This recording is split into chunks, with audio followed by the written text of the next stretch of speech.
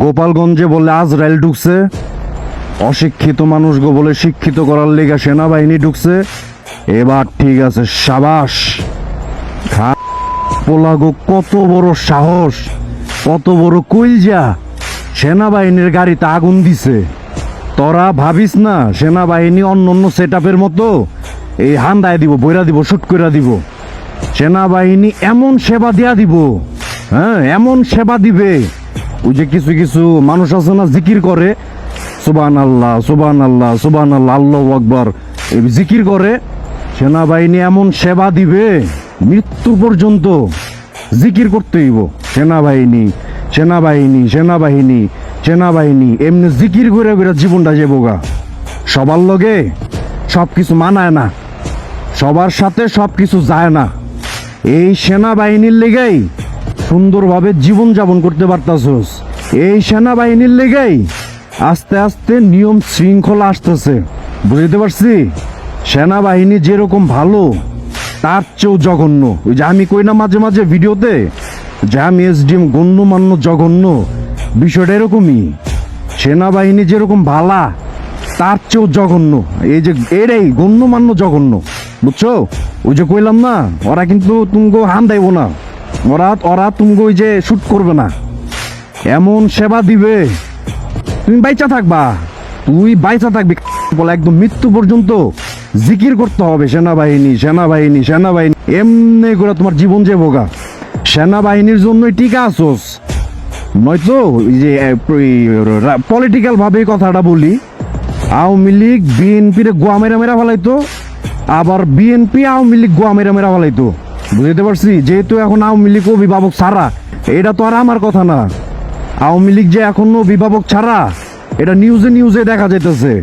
তো কাজে সেনাবাহিনীর জন্য সবকিছু নিয়ম শৃঙ্খলার ভিতরে সুন্দরভাবে জিনিসগুলো আছে বা চলতেছে। নয় তুই জয়টাই বিএনপি আওয়ামী লীগ যে জায়গায় পাইতো গোয়াদা দন ঢুকে মেরা ফেলাইতো, আবার আওয়ামী লীগ বিএনপি যে জায়গায় পাইতো গোয়াদা দন ঢুকে মেরা ফেলাইতো, বুঝো বুঝো সেটি। পোলারা করছে কি, সেনাবাহিনীর গাড়িতে আগুন দিছে। এটি আসলে অশিক্ষিত, এটি হইলো বর্বর, এটি আসলে অন্ধবিশ্বাসী, মানে অন্ধবিশ্বাস। এই যে আয়নাঘর আয়নাঘর, তাই হাওয়া ভবন সম্পর্কে শুনছি, এখন শুনতেছি আয়নাঘর, এইগুলা এখন স্পষ্ট নিউজে নিউজে দেখাচ্ছে এই আয়নাঘরে কি হইতো, আয়নাঘরে কি ঘটছে, কাদেরকে রাখা হইতো, এগুলো এখন স্পষ্ট। এরপরও কিছু বলারা এটি দেখাও না দেখার ভান করতেছে, শুই নাও না শোনার ভান করতেছে। আমি সবার উদ্দেশ্যে কথাগুলো বলতেছি, এখানে একটা উদাহরণ একটা এক্সাম্পল না দিলেই নয়, ভিডিও বেশি লং করব না। কোরআন হাদিসে স্পষ্ট আল্লাহ তাআলা বইলা দিছে, দাজ্জাল যখন আসবে, দাজ্জালের এই যে এই জায়গাটা বরাবর, এই জায়গায় খুব সুন্দরভাবে লেখা থাকবে দাজ্জাল। হ্যাঁ, আমাদের আমরা মুসলমানদের কথাই কইতাছি, অন্য অন্য ধর্মের দিকে কিন্তু যাইতেছি না, অন্য অন্য ধর্মের কথা কিন্তু বলতাছি না। মুসলমানদের মধ্যেই যাদের ঈমান কম থাকবে তারা ওই লেখাটা পড়তে পারবে, তারা পড়তে পারবে যে এখানে লেখা দাজ্জাল হয় দাজ্জাল। এরপরও ওর প্রতি ওর উপরে বিশ্বাস আনবে, ওর উপরে বিশ্বাস আনবে, আর এই খোদা মানবো, আস্তাগফিরুল্লাহ নাউজুবিল্লাহ। আর যাদের ভিতরে ঈমান থাকবে, পাক্কা ঈমানদার যারা, তারা দাজ্জাল লেখা পড়ে তাকে অ্যাভয়েড করবে, দাজ্জালকে অ্যাভয়েড করবে, দাজ্জালকে দাজ্জালি বলবে। আর আল্লাহর প্রতি বিশ্বাস রাখবে, আল্লাহর প্রতি ঈমান থাকবে, বুঝতে পারছি। এটা আমার কথা না, স্পষ্ট হাদিস কোরআনের কথা।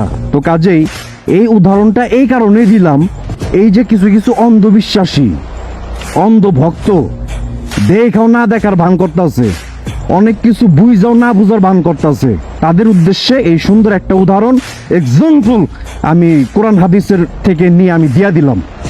আজ থেকে 1 মাস আগে 2 মাস আগের কথা, আমি তো আর পলিটিক্স চাই না, আমি এই পলিটিক্স এগুলো চুষিও না, বাস্তব কথা যেটা। আমি কোনো পলিটিক্স করিও না, আমি পলিটিক্স গোয়া মারি না আমি।